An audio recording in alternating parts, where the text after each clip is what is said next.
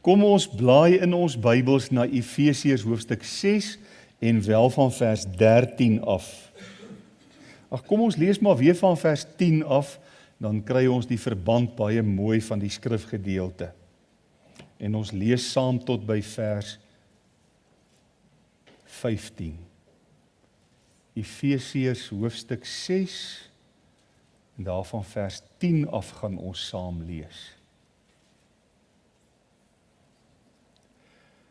Eindelik, my broeders, na alles wat geskryf is, na alles wat ons ingeneem het, na alles wat ons geleer het, word kragtig in die Here en in die krag van sy sterkte.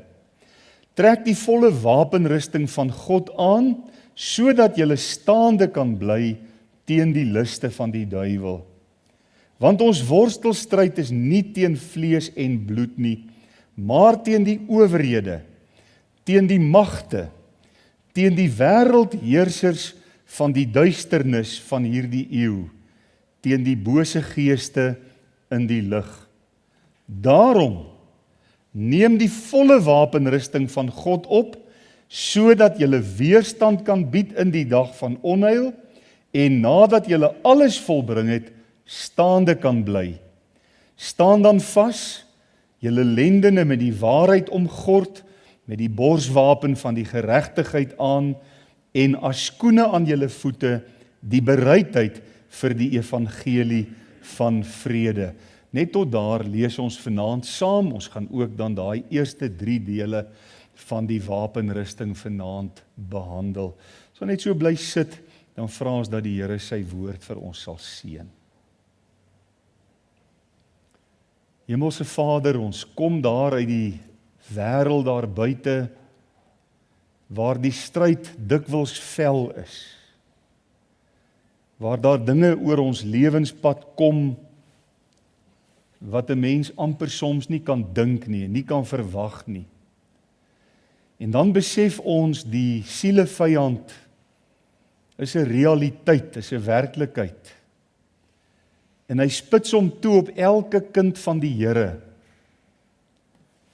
Hy kom soms met die mees felle aanslae, wat 'n mens nie verwag nie, wat jy nie kan dink nie. En as jy nie die wapenrusting van God opgeneem het, en daarin wandel en daarmee leef nie, kan dit baie maklik gebeur dat hy jou voete onder jou uitslaan, en dat jy voel jy's verpletter, jy het geen hoop nie, jy weet nie watter kant toe nie. Maar baie dankie Here vir die apostel Paulus, wat onder inspirasie van die Heilige Gees ook vir ons hierdie baie kosbare, kragtige gedeelte neergepen het. Nou ja, verlede Sondag aand het ons so 'n bietjie gekyk wie ons vyand is, hoe listig hy is. Vanaand gaan ons verder en ons kyk na dit wat U ons bied, om te kan weerstand bied en te kan staande bly in hierdie stryd.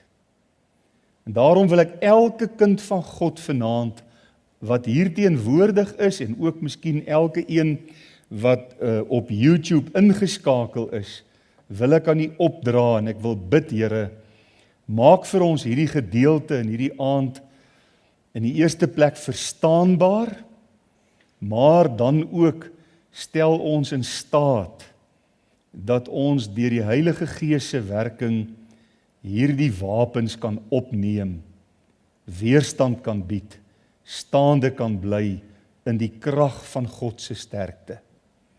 Ons bid dit in diepe afhanklikheid.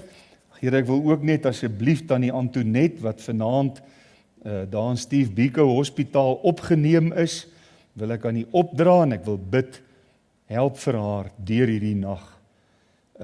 Ons weet nie, Here, wat U plan met haar is nie, maar ons het groot vrymoedigheid om net te bid en te vra, skenk asseblief genade, genesingsgenade, strek U hand oor haar uit asseblief, en wil U gee, dat sy aan die ander kant gesond sal uitkom, en ag Here, gun vir haar en vir oom Attie nog 'n ou rukkie saam op hierdie aarde.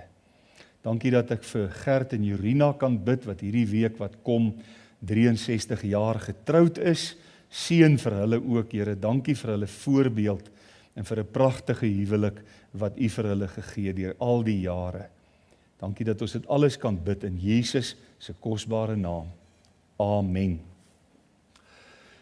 Ons praat dan vanaand met U oor die tema ons volle wapenrusting en dan het ek so in aanhalingstekens Christus self.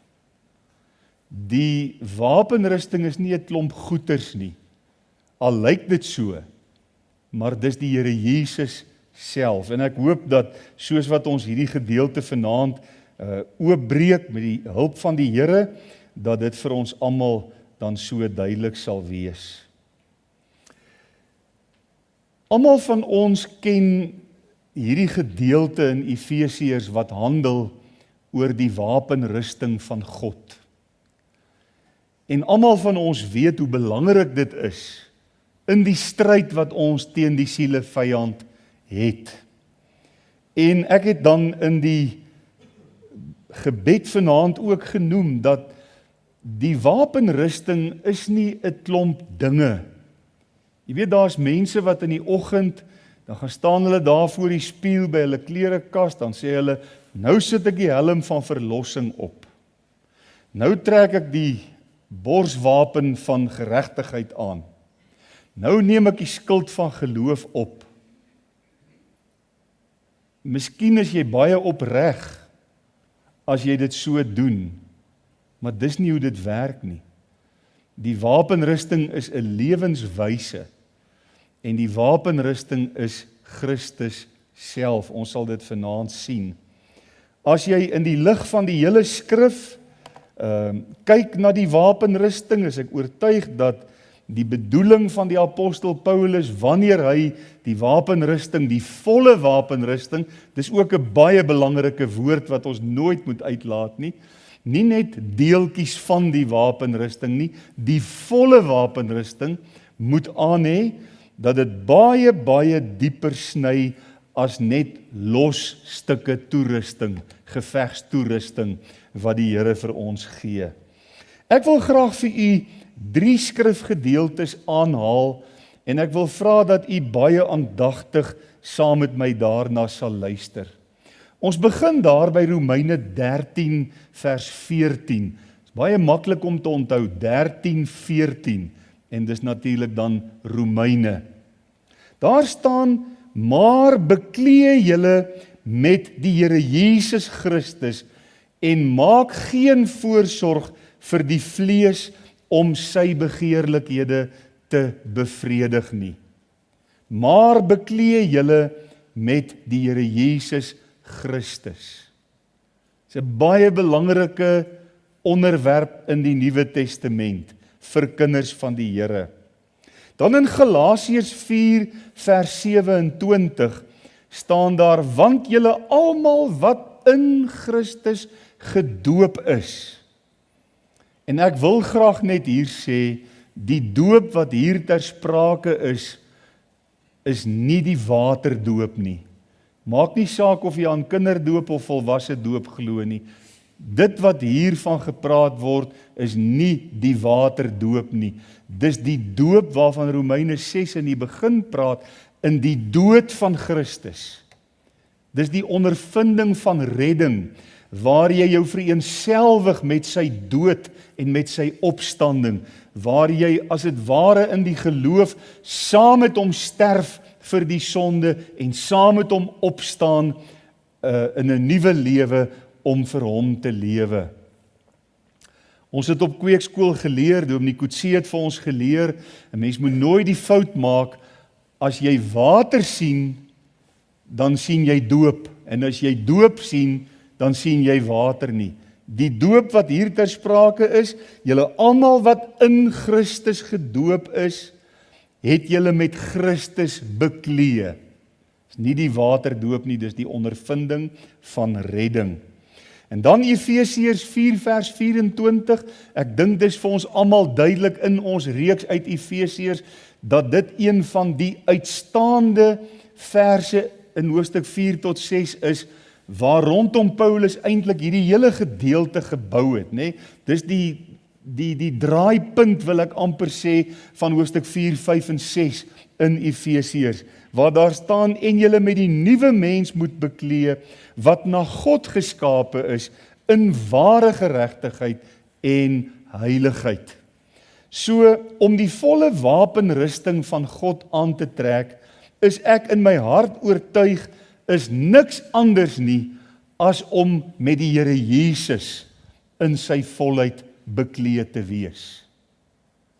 Om in hom geanker te wees, in hom geworstel te wees, met hom bekleed te wees. Nou terwyl ek hierdie week die wapenrusting weer onder oë neem, en ek besef ons het daar aan die begin van 2024 ook 'n reeks oor die wapenrusting gebring, en ek nou heeltemal nie daarna moet kyk. Toe kom 2 Korintiërs 10 bedoel ek, 2 Korintiërs 10 vers 4 tot 6 ook in my hart op, en ek het begin om die twee gedeeltes met mekaar te vergelyk en te kyk, hoe kan 'n mens dit in verband bring met mekaar? En dit was vir my 'n wonderlike ontdekking. En ek wil dit graag vanaand so hanteer. Ek wil hierdie gedeelte waarmee ons besig is, saam met 2 Korintiërs 10 vers 4 tot 6 met mekaar in verband bring. Daar skryf Paulus, want die wapens van ons stryd is nie vleeslik nie. Ons veg nie met menslike wapens nie. Ons veg nie met hommeltuie en vuurpyle en missiele en atoombomme en al hierdie goed en pistole en masjiengewere waarmee mense vandag oorlog maak en stryd voer oor die hele wêreld heen. Ja, die wapens van ons stryd is nie vleeslik nie, maar hoor wat sê hy? Maar kragtig. Die Here gee vir ons kragtige wapens. Om wat mee te doen? Om vestings neer te werp.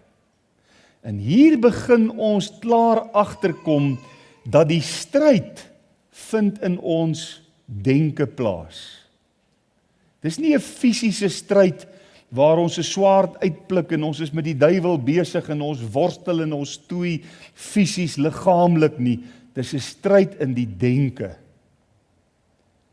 Die duiwel kom op 'n Sondagmiddag en hy kom sê vir jou, hoor hierso, jy's bitter moeg.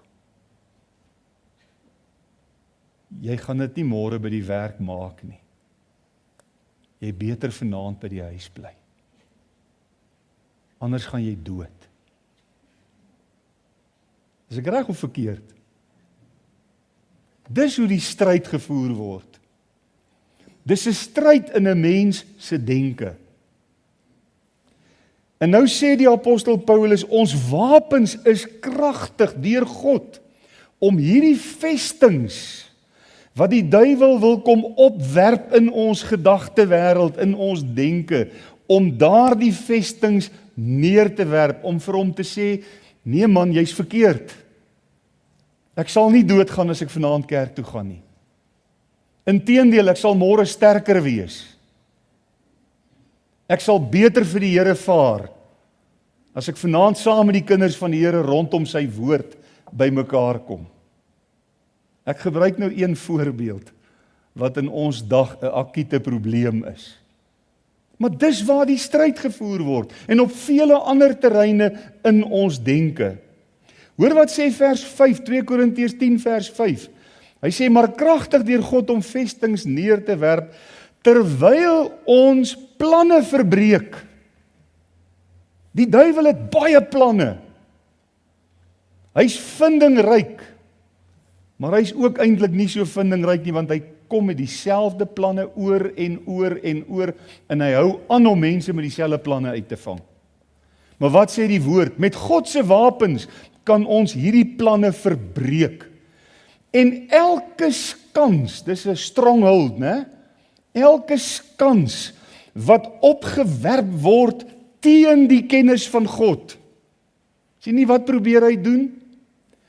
Ons sit met die kennis van God, ons sit met die geopenbaarde wil van God in sy woord, wat wil die Here vir ons hê? Dan kom die duiwel, dan werp hy skanse op, dan sê hy, nee, net soos met Eva, dis nie wat die Here bedoel het nie. Die Here het iets anders bedoel, en hy kom verdraai ons gedagtes, en hy verwring ons denke. Dan staan daar, elke skans wat opgewerp word teen die kennis van God, verbreek. En dan hierdie pragtige woorde, en elke gedagte, kan jy sien waar is die oorlog? In ons gedagtewêreld, en elke gedagte gevange neem tot die gehoorsaamheid aan Christus. Dis 'n gedagtestryd. Dis 'n stryd in ons denke. En ons gereed hou om elke ongehoorsaamheid te straf. Dis hoe hierdie wapens werk. Wanneer julle gehoorsaamheid volkome is.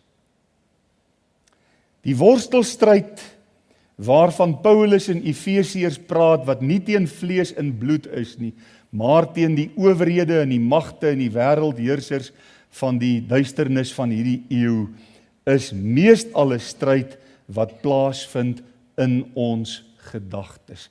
Dit gaan meeste van die tyd oor keuses wat ons moet maak, besluite wat ons moet neem. Lukas Maree het 'n liedjie geskryf, en nou kan ek nie onthou watter een nie, maar hy sê in hierdie liedjie, dat ons van kleins af leer om die weegskaalspel te speel. Jy sit gewoonlik met 2 opsies wat jy moet oorweeg. Gaan ek dit doen? Gaan ek dat doen? Gaan ek so of gaan ek so? En ek het nou verlede week, het ek met u behandel dat ons het hierdie 2 stemme wat die hele tyd in ons gemoedere besig is. Die stem van die Here, vanuit die woord, wat ons duidelik sy wil bekend maak. En elke gedagte moet eenvoudig gevange geneem word tot gehoorsaamheid hieraan. Dis eenvoudig, is nie moeilik nie. En tog is dit so moeilik vir mense om by daai plekkie te kom in hulle lewens. Nou, as die skrif ons beveel dat ons die volle wapenrusting moet opneem, baie belangrike woorde, dan beteken dit Jesus in sy volheid, deur sy woord, kan ons beskerm, kan ons help om weerstand te bied hier met die stryd in die gedagtewêreld, kan ons help om elke gedagte gevange te neem tot gehoorsaamheid aan hom, kan ons help om God se wil die belangrikste ding te maak in ons lewens, en nie ons eie wil of ander mense of ander dinge se wil nie. Ons kan nie net sekere dele van die wapenrusting wil gebruik soos ons dit goed vind, en die ander sê ons nee, wat, jy weet, dis nie vir my so belangrik nie. As daar een enkele deel van die wapenrusting in ons lewens ontbreek, dan kry die duiwel 'n opening. En dan gaan hy toeslaan op daardie opening. Onthou, hy's 'n geslepe vyand, hy's listig, ons het dit gelees hier, en hy weet, waar kan jy miskien 'n bietjie oop wees, dat hy kan toeslaan in jou gedagtewêreld. Kom ons lees die opdrag in vers 13 nog een keer saam, en ek het hom daar op die bord vir ons. Daarom, belangrike woord, ons gaan nou kyk hoekom is dit belangrik. Daarom, neem die volle wapenrusting van God op, sodat julle weerstand kan bied in die dag van onheil, en nadat julle alles volbring het, staande kan bly.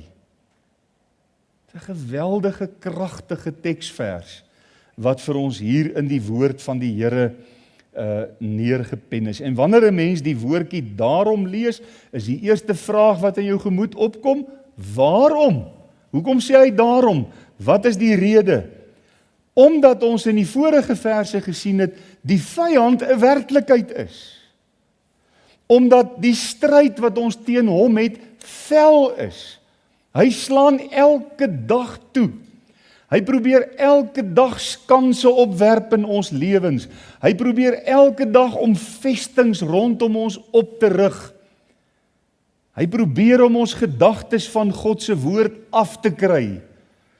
Hy probeer om ons ongehoorsaam aan die Here te kry. Die stryd is 'n werklikheid en dis 'n felle stryd. En daarom, omdat ons ook nie self staande kan bly nie, maar ons het God se krag in hierdie stryd nodig. Ons het die wapenrusting.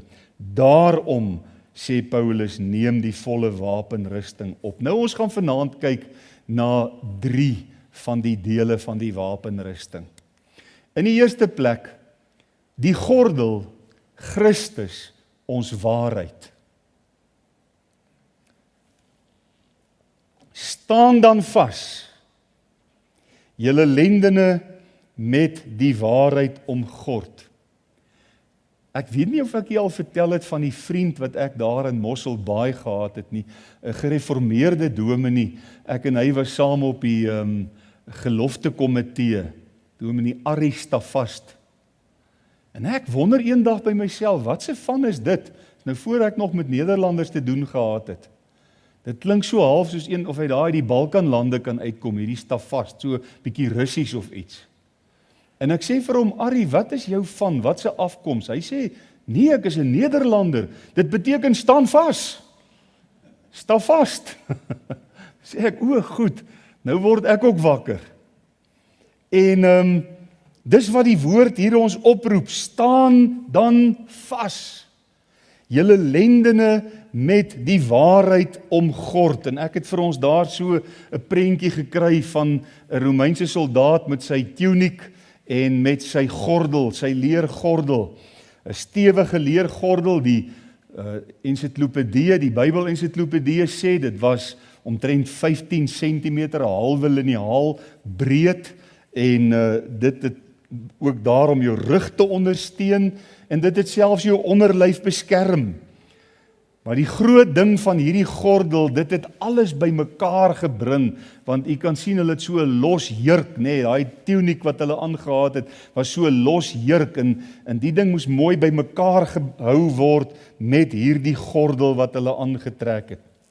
Dis die eerste deel van die wapenrusting wat 'n Romeinse soldaat sou aantrek. As hy begin om sy uniform aan te trek, sy volle wapenrusting, is dit die eerste deel van sy wapenrusting wat hy altyd sou aantrek. En die oomblik, as 'n soldaat sy gordel aangetrek het, dan het almal geweet, hy's aan diens. Hy het nou aangetree. Hy's nou gereed om tot die stryd byna toe te tree, want die res sou hy dan vinnig aantrek. Maar die gordel was 'n aanduiding dat hy aan diens is. En as daai gordel af was, en hy lê daar eenkant, het almal geweet, hierdie soldaat is van diens af. Mag ek vir u vra, wanneer kan 'n kind van God van diens af wees? Nooit. Ons kan nie van diens afgaan nie. Daar's nie 'n manier wat die korporaal vir ons kan sê, dat ons moet uittreë nie. Daai lekker bevel wat jy in die weermag gekry het, uittreë. Kind van God kan nooit van diens af wees nie. Ons moet elke oomblik van die dag gereed wees vir die stryd, met die gordel van die waarheid, stewig om ons lendene vasgemaak. Ek wil amper sê, uit hierdie gedeelte kan 'n mens 'n afleiding maak, dat die waarheid die fondament van 'n kind van God se lewe is. Om in die waarheid geanker te wees. Om jou met die waarheid besig te hou. Dis die fondament van 'n kind van God se lewe. Buite die waarheid is dit net so goed jy haal die gordel af, dan raak alles los. Dan raak jy maklik verstrengel. Dan verloor 'n mens maklik jou standvastigheid en jy kan selfs maklik val as alles losgeraak het. En is jy natuurlik dan ook baie kwesbaar vir die aanvalle van die duiwel as jy jou buite die waarheid van God se woord begewe. Het ons nie onlangs in ons oggenddienste met ons reeks oor die ek is uitsprake van Jesus uit sy eie mond gehoor, waar hy sê, ek is die weg, en ek is die waarheid, en ek is die lewe. Daarom dink ek nie, dis ver gesog as ek hierdie afleiding maak by hierdie punt, dat die gordel van die waarheid, Christus self is ons waarheid. As ons met hom bekleë is ons ook met die waarheid bekleë. En ons moet voortdurend met Jesus bekleë word, met sy waarheid. Hy is nie alleen die bron van waarheid nie, waaruit alle waarheid vloei en kom en jy moet asseblief nie die postmoderne teoloog glo wat sê daar is nie iets soos waarheid nie. Daar is iets soos waarheid. Jesus het gesê die woord is die waarheid. En hy is die waarheid. En dis die waarheid waarin ons geanker wil wees. Dis die waarheid waarin ons wil lewe. Jesus is ook die standaard vir waarheid. Jy kan maar na hom toe gaan as jy 'n standaard vir waarheid wil hê. As jy wil weet waar is die merk. Hy is die standaard vir waarheid. En as jy Johannes bestudeer, dan kom jy agter, hy is dikwels ook die openbaring van waarheid. Hy openbaar vir ons God en die waarheid aangaande God. Ons kan nie met Christus bekleë wees deur ons eie gedagtes aangaande hom te vorm nie. Dis 'n fout wat baie mense maak. Jy weet, baie mense wil graag die Here dien, maar los van die woord. En dan gaan sit hulle daar iewers op 'n stoel en dan begin hulle dink, hoe dink ek is die Here Jesus? En dan kom hulle by snaakse goed uit. Dit kan nie so werk nie. In die begin was die woord, en die woord was by God, en die woord was God, en die woord het vlees geword en onder ons kom woon, en ons het sy heerlikheid aanskou, heerlikheid soos van die enige gebore seun, vol van genade en waarheid. Die woord van God openbaar vir ons die waarheid. En daarom bid die Here Jesus ook in Johannes 17 vers 17, Vader, heilig hulle in u waarheid, u woord is die waarheid. Toe ek jonk was in die bediening, het ek ook oor hierdie vers een keer gepreek en ek het 'n klein seentjie na vorentoe geroep en ek het my baadjie uitgetrek en ek het hom so toegevou in my baadjie, het heeltemal weggeraak in my baadjie tot op die grond gehang, net sy oogies het amper uitgesteek. Sê ek, dit is wat dit is om geheilig te word in die waarheid. God wil jou toevou in sy waarheid. Hy wil jou vul met sy waarheid. Hy wil hê, jy moet in die waarheid geanker wees en jy moet in die waarheid wandel. Dan het jy die gordel van waarheid aan. Die eerste deel van die wapenrusting wat onontbeerlik is. Nou as ons dit nou in verband bring met 2 Korintiërs 10 vers 5, dan staan daar hierdie woorde, terwyl ons planne verbreek en elke skans wat opgewerp word teen die kennis van God. Ek het die Amplified gevat en dit in Afrikaans vertaal vir hierdie oefening. Luister wat sê die Amplified hier. Hy sê, deurdat ons redenasies en teorieë en allerlei menslike denke weer lê. Dis wat dit beteken dat ons planne verbreek en skanse wat opgewerp word teen die kennis van God ook verbreek. Ons kan dit alleen doen deur die waarheid. Toe die duiwel met Jesus by die versoeking kom na sy doop in die woestyn en Jesus 40 dae en 40 nagte gevas het en hy baie honger was en die duiwel kom en hy kom werp skanse op en hy sê vir hom, as u my aanbid, dan gee ek al hierdie koninkryke vir u. Hoe antwoord Jesus hom? Daar staan geskrywe. Hy vat hom met die waarheid. Dit is onontbeerlik dat ons die gordel van waarheid sal aan hê. Die planne wat hier ter sprake is die listige planne van die duiwel. Vers 11, trek die volle wapenrusting van God aan, sodat jy staande kan bly teen die liste van die duiwel, nê? Die planne wat hy, die gedagtes, die redenasies waarmee hy na 'n mens toe kom. Daai twee stemme wat die heeltyd met jou praat, wat allerhande redenasies. Weet jy, dis vir my te wonderlik hoe die duiwel mense redenasies kan gee. En dan ken hulle nie die waarheid nie. Hulle het nie die gordel van die waarheid aan nie. Hulle is nie in die waarheid van Christus geanker nie. Dan glo hulle sy redenasies. Hulle glo dat jy kan hierdie sonde maar doen. Dis nie so erg in die tyd waarin ons lewe nie. Daar's baie sulke dinge wat om ons elke dag gebeur. Hy gebruik mense, hy gebruik ons omgewing, hy gebruik die media, hy gebruik tydskrifte, hy gebruik die televisie, hy gebruik films, hy gebruik musiek om hierdie redenasies van die wêreld, van die duiwel in ons gemoedere te kom plant en daar vas te probeer maak en laat dit daar 'n bietjie maal. En wee jou as jy nie in die waarheid geanker is nie, dan kan jy so maklik die redenasies en die planne van hierdie wêreld glo. En vir jouself sê, ag nee, wat die goed is, jy weet, dit was vroeër jare sonde, maar dis nie meer vandag sonde nie. Dis nie meer vandag verkeerd nie. Trek die volle wapenrusting van God aan, want die denkpatrone waarmee hierdie wêreld ons daagliks peper, wil ons van God afvallig maak. En dit mag nie. Dit moenie. Ons moet met Christus bekleed wees, met sy waarheid, dan kan ons weerstand bied en staande bly in die stryd. In die tweede plek, die borswapen Christus, ons geregtigheid. Jy onthou ek het vanoggend gesê, ons gaan vanaand weer terugkom na die gedagte van ons geregtigheid wat ons in Christus het. Die tweede deel van vers 14 sê, met die borswapen van geregtigheid aan. Daar's ander vertalings wat praat van die borsharnas. Ja, die borsharnas. Nou dis daai silwerplaat wat hier oor die skouers en oor die bors en oor die rug was.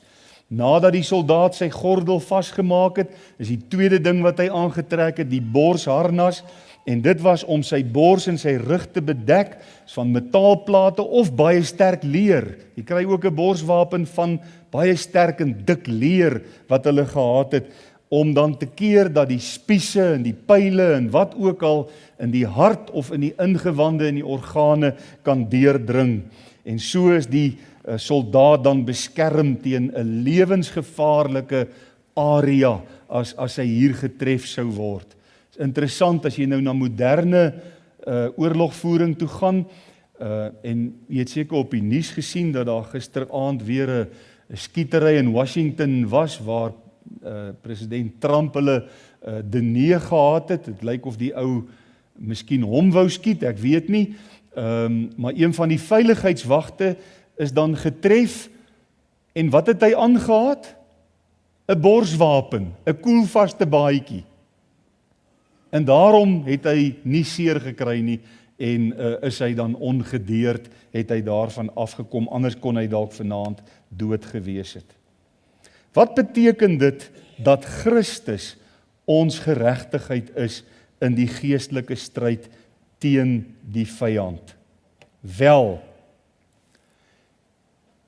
elke kind van God wat vanaand hier sit sal weet, ek wil amper sê, ek sê dit sonder vrees vir teespraak, elke kind van God wat vanaand hier sit, wat waarlik tot bekering gekom het en waarlik gered is, sal weet, daai voor jou redding het die duiwel die hele tyd die skanse opgewerp deur vir jou te sê, jy's 'n goeie mens, jy het nie nodig om tot bekering te kom nie.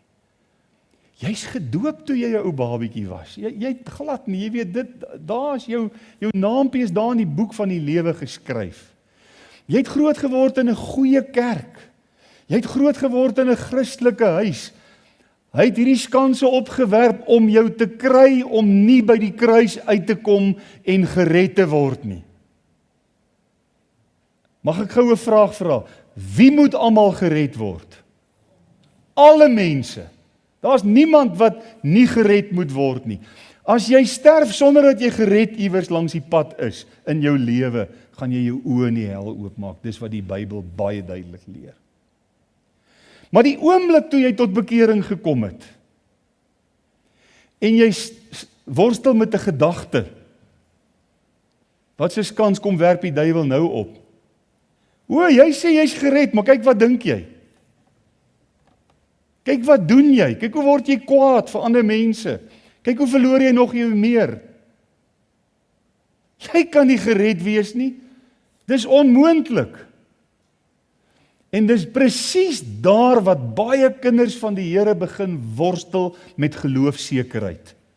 Is ek nou gered? Kyk wat doen ek nog? Kyk wat dink ek nog? Ek probeer nou nie goed praat dat 'n mens maar lustiglik sonde kan doen na jou redding nie. Al wat ek probeer sê is, onthou, ons bly sondaars, ons is nou geredde sondaars. En in swakheid is dit baie moontlik dat daar nog, veral kort na jou redding, en jy nog nie baie gevorder het op die pad van heiligmaking nie, dat jy groot stryd kan hê, en dan gaan die duiwel onmiddellik by jou wees.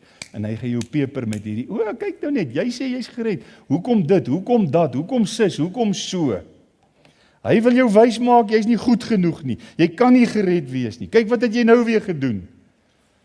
En hierdie goed is steekwonde na jou ingewande toe, om jou sekerheid van saligheid te kom steel.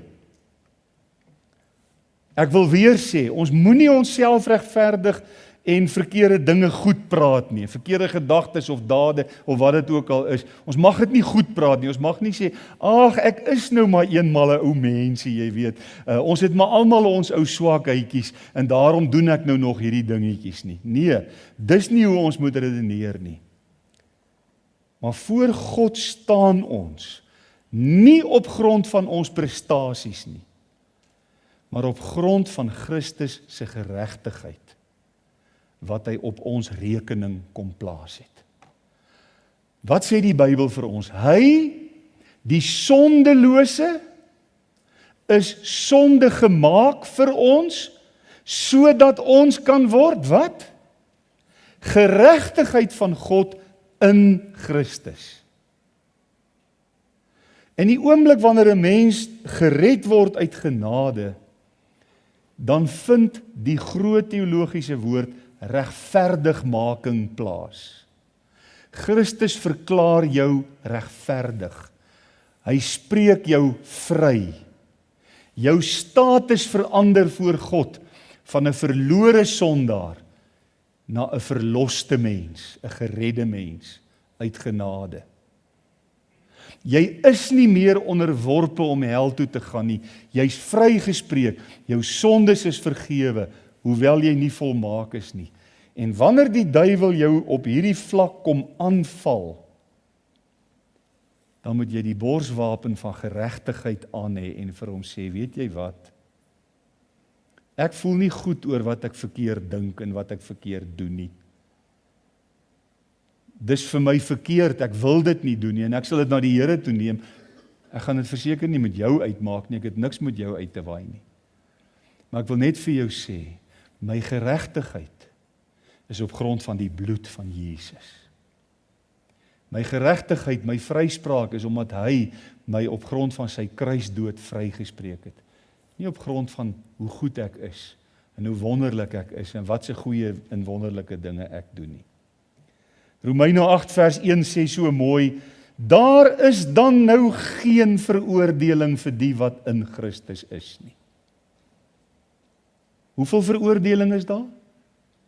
Daar is dan nou geen veroordeling vir die wat in Christus is, vir die wat nou na die vlees wandel nie, maar na die Gees. Ons skuld is weggeneem, daar is geen skuld op 'n kind van God se rekening nie. Dis afgereken, dis aan die kruis vasgenaal, sê Kolossense 2 vers 11 tot 13 vir ons. Die skuldbrief wat met sy insettinge ons vyandig was, het hy uit die weg geruim. Hy het dit weggeneem en hy het dit aan die kruis vasgenaal. Christus het met ons sonde gedeel aan die kruis. So wanneer die vyand kom en sê, jy's nie goed genoeg nie, kyk wat doen jy, kyk wat dink jy, dan kan jy met vrymoedigheid die gordel of die borswapen van geregtigheid, as jy dit aan het sê, my geregtigheid is in Christus. Jy moet natuurlik seker wees. Jy moet nie jouself wys maak, alles is reg, en dan is alles nie reg nie. Jy moet seker wees. Kom ons koppel dit ook gou na 2 Korintiërs 10 toe. En elke gedagte gevange neem, tot gehoorsaamheid aan Christus. Dis nou die ander kant van die munt. Nee? Ons verbreek sy planne, ons werp die skanse om wat hy kom opbou, en ons neem elke gedagte gevange. So as die duiwel jou kom wys op iets, vat dit na die Here toe. Vra vir reiniging, vra vir verlossing, en vra vir krag om te oorwin op daardie gebied. Dan het die duiwel niks om jou mee te kom aankla na die tyd nie. Dis die tweede. Die derde is dan die skoene. Nou, Christus ons vrede. Vers 15 sê, en as skoene aan julle voete, die bereidheid vir die evangelie van vrede. Ek wonder, wie van julle dieselfde moeilikheid as ek het, nou laat ek bietjie begin groter word, ek wil nog nie praat van ouer word nie, laat ek nou bietjie begin groter word. Kaalvoet loop is 'n stryd hoor. As daar klippies is, dit voel of ek wil doodgaan, ek kan nie op die klippies mee loop nie. Ek kan nie dink toe ek klein was, het ek kaalvoet oor klippies gehardloop. Ek het niks gevoel nie, my voete was so hard soos leer. Maar vandag het ek skoene nodig, ek kan nie sonder skoene nie. En so was dit ook met die Romeinse soldaat. Hulle het baie spesiale skoene, ek moes ongelukkig hierdie ou bietjie korter maak om hom in te pas op die prentjie. En sy skoene steek nou nie baie mooi uit nie, maar die soldaat het leerskoene, leersandale gehad, met baie stewige sole, en dan was daar ook onder daai sole tipe van pennetjies, waarmee hy kon vasstrap, né? Was baie belangrik vir 'n Romeinse soldaat om te kon vasstaan. Staan dan vas, né? Dit is die oproep in Efesiërs 6. So die skoene was ontwerp in die eerste plek dat hy kon loop, dat hy afstand kon doen met die skoene, hy kon marcheer saam met die pelotons en die companies en wat dit ook al, hoe hulle dit ook al daai tyd genoem het, die legioene. Maar hy kon ook veg met daai skoene. Hy kon lekker vasstrap en sy staan in die geveg. Hierdie skoene het hom in staat gestel om verder en vinniger te marcheer, dat sy voete beskerm teen dorings en klippe. En dit het hom gehelp om vrylik te beweeg in die geveg. Hy kon lekker veg as hy sy skoene aan het. Nou, hoor mooi wat sê die woord, en as skoene aan julle voete, die bereidheid vir die evangelie van vrede. Baie interessant dat Paulus die skoene verbind aan die bereidheid vir die evangelie van vrede. Wat is vanaand die ongeredde mensdom daar buite se grootste krisis? Hulle het nie vrede met God nie. Dis hulle grootste krisis. Om nie vrede met God te hê nie is 'n verskriklike probleem. Baie ongeredde mense besef dit nie, maar dis 'n geweldige probleem. Dis 'n stryd wat 'n mens in jou lewe het. En dis ons roeping as kinders van die Here om die evangelie van vrede. Dit is mooi dat Paulus dit hier die evangelie van vrede noem, na hierdie mense toe te neem, sodat hulle ook vrede met God kan kry. Hoor wat skryf Paulus in Romeine 5 vers 1. Omdat ons dan uit die geloof geregverdig is. Mag ek vra, sluit dit aan by die vorige punt? Omdat ons dan uit die geloof geregverdig is. regverdig verklaar is, regverdigmaking deelagtig geraak het. Stem nie saam, dit sluit aan by die borswapen van geregtigheid. Hoor nou mooi, het ons vrede by God deur ons Here Jesus Christus. Die oomblik as jy regverdigmaking ontvang uit genade, uit die hand van God, daai oomblik het jy vrede met God. Vanaand as jy jou kop op die kussing sit, dan slaap jy soos 'n babietjie, want jy het vrede met God. Dis wat die wêreld so nodig het. En dis ons boodskap na buite. As ons nie die skoene aan het nie, vir die bereidheid vir die evangelie van vrede, dan wil ons graag in die TV-kamer wees. Dan wil ons graag op die uitskopstoel wees. Dan wil ons graag passion fruit en soda water en 'n lekker bakkie Simba krippies in die hand hê. Dan wil ons sê, ons het vrede met daai lot wat nie vrede het nie. Maar as jy die skoene aantrek vir die bereidheid vir die evangelie van vrede, dan skop hy skoene jou uit die lazy boy uit. En dit laat jou aantree. En dit maak jou gewillig. Ek is nou 30 jaar in die bediening en voor dit het ek lank die Here gedien. En ek het in baie kerke en baie gemeentes gesit waar dominees vir die gemeente sê, as jy nie evangeliseer nie, dan kan jy self nie gered wees nie. En dis miskien waar. Maar ek het nog nooit gesien dat enige iemand verander nie. Mense loop uit en hulle is moedeloos, hulle is oor die kop geslaan, hulle bloei, want die ou het hier van die kansel af vreeslike swaarde uitgepluk en hy's kwaad vir hulle en hy stoei met hulle en hy beklei met hulle en hy wil hulle graag aktief kry, maar hy kry dit nie reg nie. Want hulle besef nie, dis iets wat ek gewillig moet doen, ek moet hierdie skoene aantrek. Hoor my vanaand, liewe broer en suster.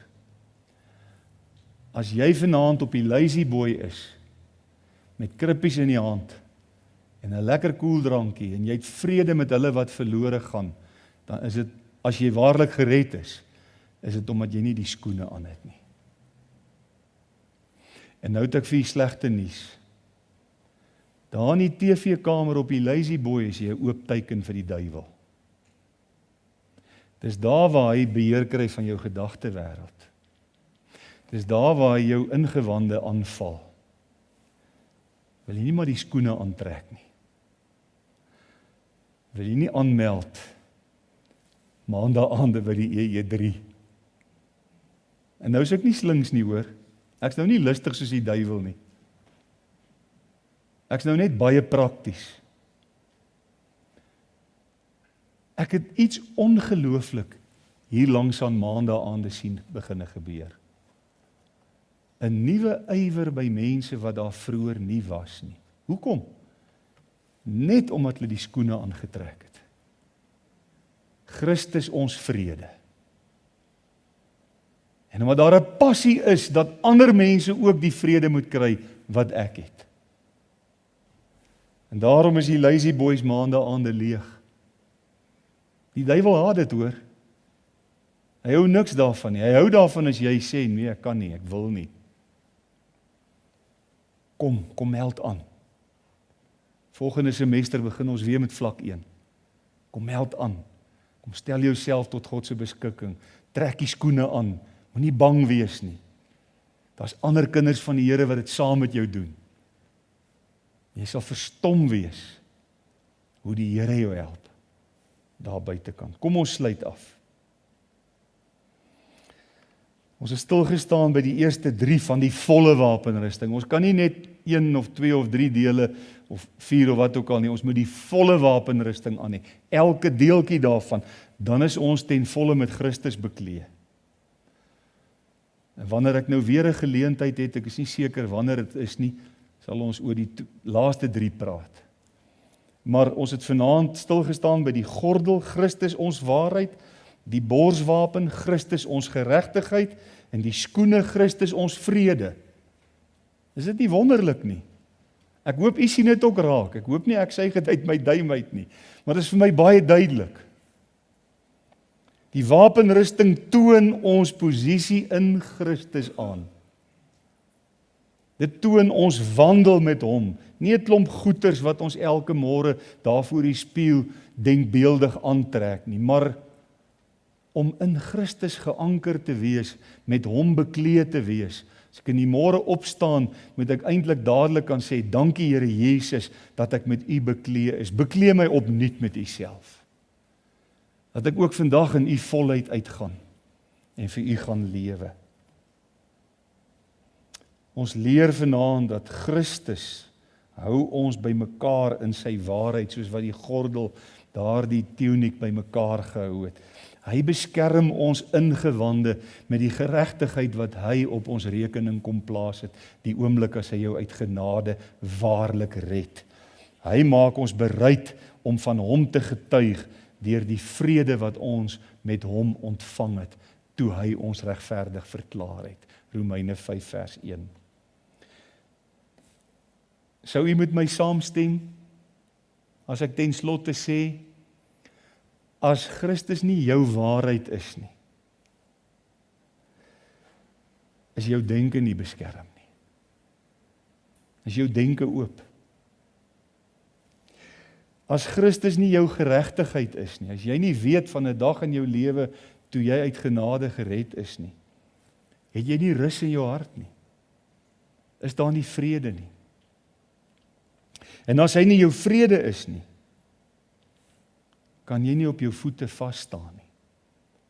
Het jy ook nie 'n begeerte om uit te gaan met die evangelie van vrede na ander mense te nie.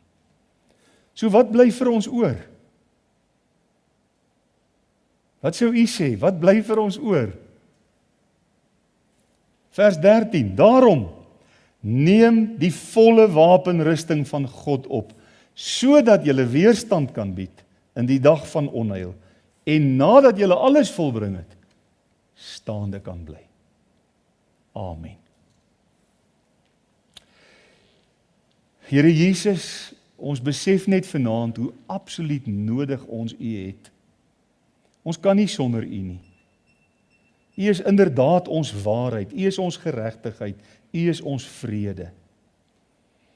En ons wil bid en vir u vra, help ons om nie alleen hierdie boodskap te verstaan en in ons gedagtewêreld te verwerk dat ons dit kan inneem, maar help ons ook om daders van hierdie woord te wees, ook met die oorblywende 3 dele van die wapenrusting. As ons dit aan het, dan kan ons sê ons is werklik met Christus bekleed. Here, ons is nie in hierdie wêreld as kinders van die Here op 'n plesierboot nie, wat ons lekker op die dek lê en skemerkelkies geniet en allerlei versnapperinge geniet nie, en heerlik baai in die son nie. Nee, ons is soos wat hierdie gedeelte daar in vers 10 en vers 11 vir ons sê, in vers 12, ons het 'n worstelstryd teen die owerhede, teen die magte, teen die wêreldheersers van die duisternis van hierdie eeu. En Here, as ons kyk na die omstandighede om ons, dan sien ons met ons eie oë hoe woedend die duiwel toeslaan op mense. Ons sien in oud en jonk se lewens hoe hy steel en slag en verwoes.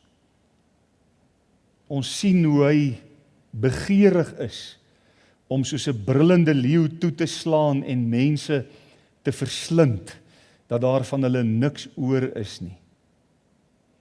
As mensemoordenaar begeer hy vir elke mens 'n vroeë fisiese dood. Maar hy begeer meer as dit, 'n geestelike dood waar jy nie met God in kontak is nie, en hy begeer uiteindelik bo alles die ewige dood, waar jy saam met hom jou oë in die poel van vuur sal oopmaak. Ag Here, help u kinders, help my, help ons elkeen, dat ons bekleed sal wees met die volle wapenrusting, met Christus self. Ons bid dit in diepe afhanklikheid om Jesus ontwil. Amen.